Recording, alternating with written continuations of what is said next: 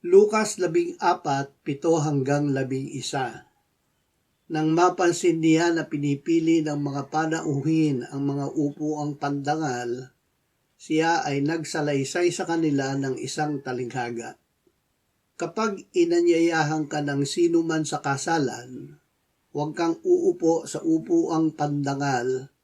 Baka mayroon siyang inanyayahang higit na kilalang tao kaysa iyo, at ang nag-anyaya sa inyong dalawa ay lumapit at nagsabi sa iyo, ibigay mo sa taong ito ang lugar mo. Sa gayon ay magsisimula kang pumunta na napapahiya sa pinakamababang lugar. Sa halip kapag inaanyayahan ka, pumunta ka at umupo sa pinakamababang lugar upang kung dumating ang nag-anyaya sa iyo, sasabihin niya sa iyo, kaibigan, pumunta ka sa mas mataas.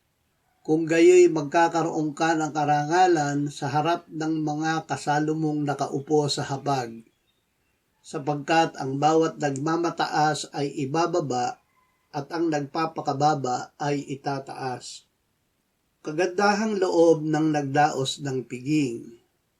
Ang pagdaraos ng piging ay isa sa mga larawang ginamit ng Panginoon upang ipahayag ang kanyang kagandahang loob.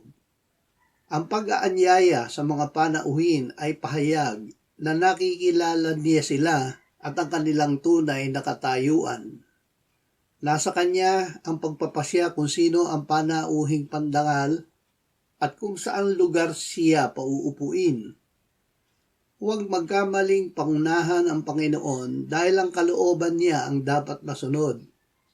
Kahit ikaw ay mababa sa paningin ng marami, may lugar ka sa piging ng Panginoon.